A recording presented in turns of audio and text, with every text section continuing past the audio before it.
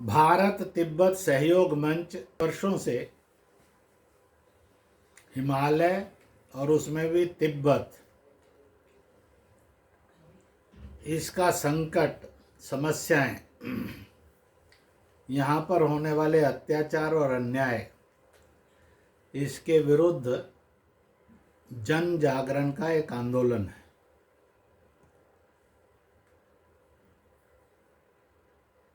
इनका एक प्रमुख नारा है, चीन की सीमा चीनी दीवार, बाकी सब अवैध कब्जा है। यानी चीन ने अपनी सीमाएं दीवार बनाकर स्वयं तय की थी ताकि अन्य किसी आक्रमण से रक्षा हो सके। आज उसने कमचूरिया, मंगोलिया, सिंकियांग, तिब्बत, हड़पते हड़पते हिमालय का कैलाश मानसरोवर, कहीं वो ताइवान पर अपना कब्जा दिखाता है, कहीं वो हांगकांग पर भी अपना कब्जा दिखाने का प्रयास करता है। कहीं पर सागर में दक्षिणी चीन सागर कहकर अपना कब्जा दिखाता है, कहीं वह अनाधिकृत एक नक्शे को बल देता है जिसकी हथेली पर बीजिंग लिखा हुआ है, चीन, और उंगलियों पर लिखा हुआ है जम्मू कश्मीर, लाहौल स्पीति, किन्नौर, उत्तराखंड का कुछ भूभाग। दूसरी उंगली पर लिखा है नेपाल, तीसरी पर लिखा है सिक्किम, चौथी पर लिखा है भूटान, पांचवी पर लिखा है अरुणाचल ब्रैकेट में नॉर्थ ईस्ट। यह उसके थे, उसके होने चाहिए। ऐसे एक विस्तारवादी क्रूर चेहरा चीन का दिखाई देता है। जब वहाँ वामपंथ, साम्यवाद, माओवाद आया तो यह हिंसक विस्तार के रूप में बदलता चला गया। सिंकियांग, जिसकी मेजॉरिटी पॉपुलेशन इस्लाम मतावलंबी है, वहाँ उसके जुल्म कितने क्रूर हैं, यह सब सामने स्पष्ट होता रहता है। तिब्बत को हड़पना और कब्जा करने के लिए उसने 60-65 लाख की जनसंख्या का तिब्बत, 25 लाख वर्ग किलोमीटर का तिब्बत, उसके अंदर लाखों का कत्लेआम किया और उस पर अवैध कब्जा कर लिया। ताइवान को धमकाता रहता है और उसकी स्वतंत्रता को कुचलने की कोशिश करता है। हिमालय में उसने पैर पसारे और धीरे धीरे नेपाल, भूटान की सीमा पर भी वो दिखाई देता है। कभी डोकलम, भूटान, वहाँ सेनाएं उसकी प्रवेश करती है। कभी अरुणाचल, उसमें सेनाओं की हलचल आती है। कभी लद्दाख, गलवान आदि में उसकी सेनाओं की दखल नज़र आती है। कभी वह पाकिस्तान के साथ जो उद्योग का और विकास का समझौता करता है, उसके अंदर वहाँ के आतंकवाद को फाइनेंस करता हुआ, ट्रेंड करता हुआ, आक्रांता के रूप में संरक्षण देता हुआ दिखाई देता है। अपने माल के द्वारा एक आत्मनिर्भर भारत के बजाय चीनी वस्तुओं पर और जो निर्भर करता है, ऐसा भारत बनाने की वो कोशिश करता है। इतना ही नहीं है, अभी तत्काल उसने दुनिया के सामने कहा कि मैं एक ऐसे वायरस का निर्माण कर रहा हूँ जो मेड इन चाइना होगा, मेड बाय चाइनीज होगा, वुहान की लैब में उसके सारे प्रयोग चल रहे हैं, जो शांति सद्भाव के साथ विकास में कार्य करेगा। उसने उसका नामकरण भी किया कोविड-19, जो बाद में कोरोना के नाम से ज़्यादा प्रसिद्ध हुआ। परंतु समय और इतिहास साक्षी है, उस कोरोना ने विश्व के 50 लाख के लगभग लोगों को मौत के मुंह में ढकेल कर सारी दुनिया में हाहाकार मचाया। विकास के नाम पर विनाशकारी वायरस के द्वारा उसने दुनिया में हाहाकार मचाया। उसकी मानवीय संवेदनाएं कैसी विचित्र हैं।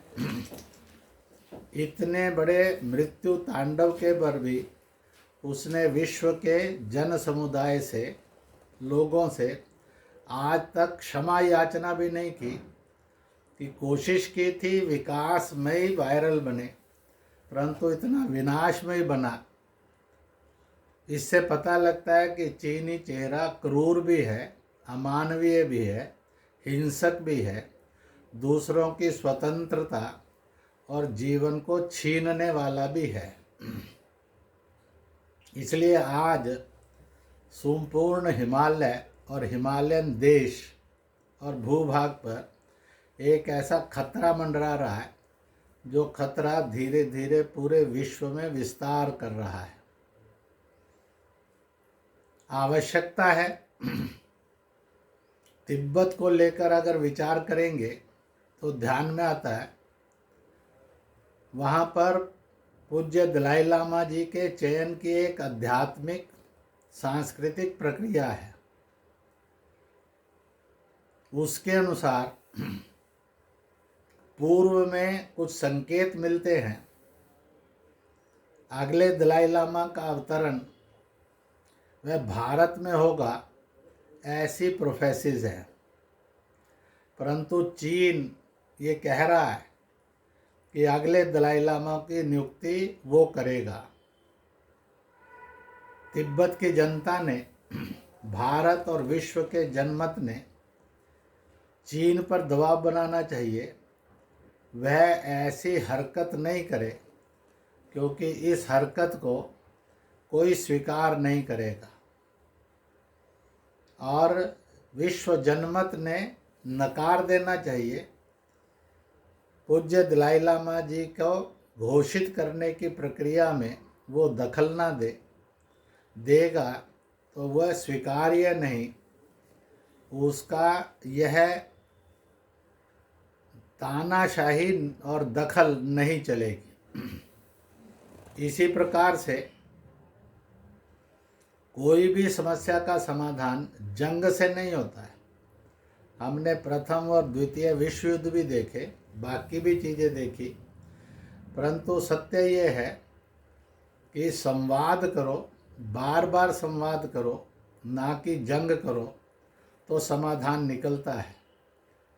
और इसलिए चीन की हुकूमत पर ये दबाव बनना चाहिए और परिस्थितियाँ बननी चाहिए, वह तिब्बत इन एग्जाइल विस्थापन में तिब्बती सरकार के साथ वार्ता करके इस समस्या का समाधान करें।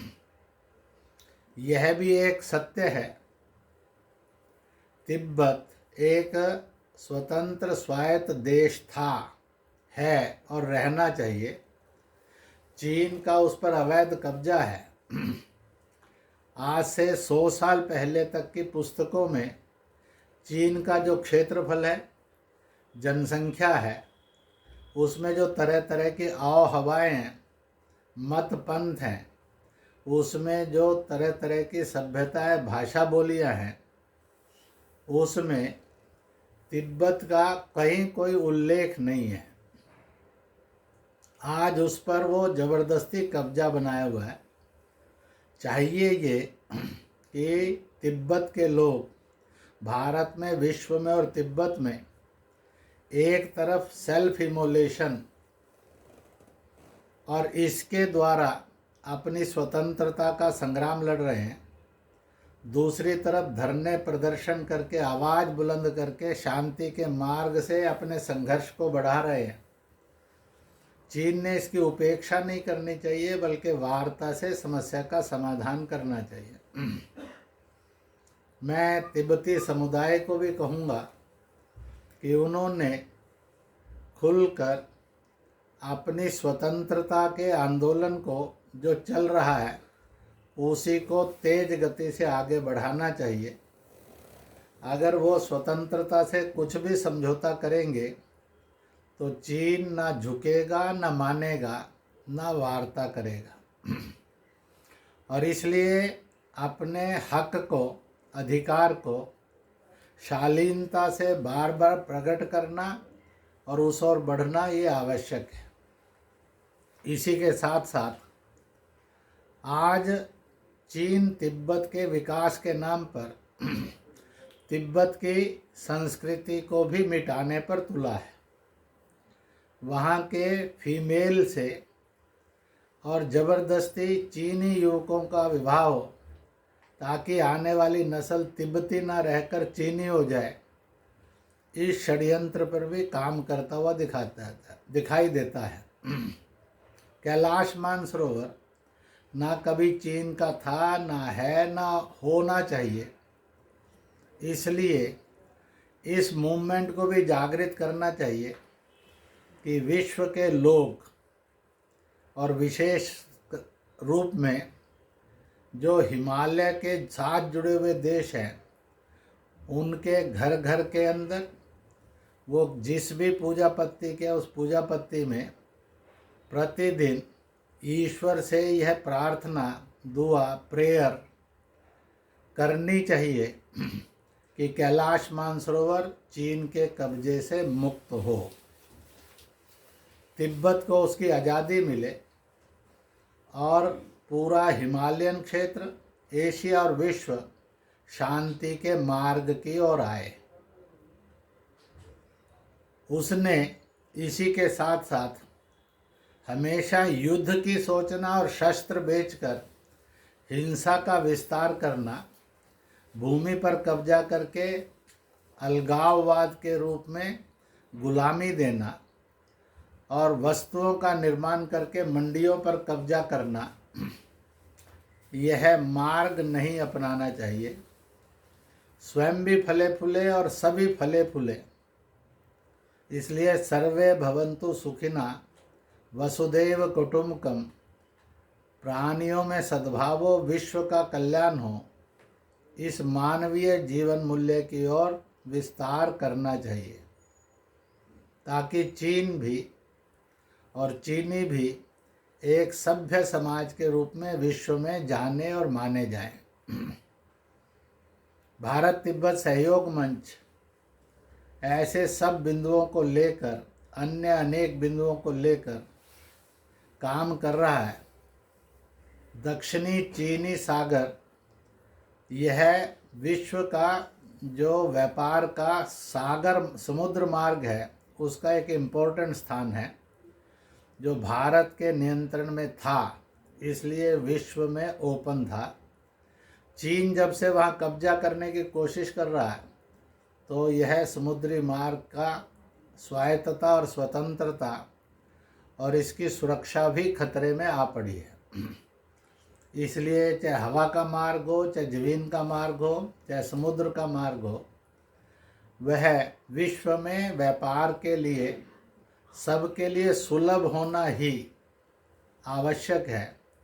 भारत सर्वसमावेशी है, भारत सर्व सहयोगी है। उसने दुनिया में व्यापार से और संस्कृति से ही विस्तार किया और इसलिए हजारों हजार वर्ष थे जब भारत की जीवन मूल्य और संस्कृति और समृद्धि विश्व की रोशनी थी, खुशबू थी, खूबसूरती थी और समृद्धि थी। इसलिए भारत विश्व गुरु भी कहलाता था। मुझे पूरा विश्वास है हम जब प्रतिदिन प्रार्थना करेंगे, हिंसा से नहीं संवाद से समस्याओं का समाधान होता था, होता है और होता रहेगा।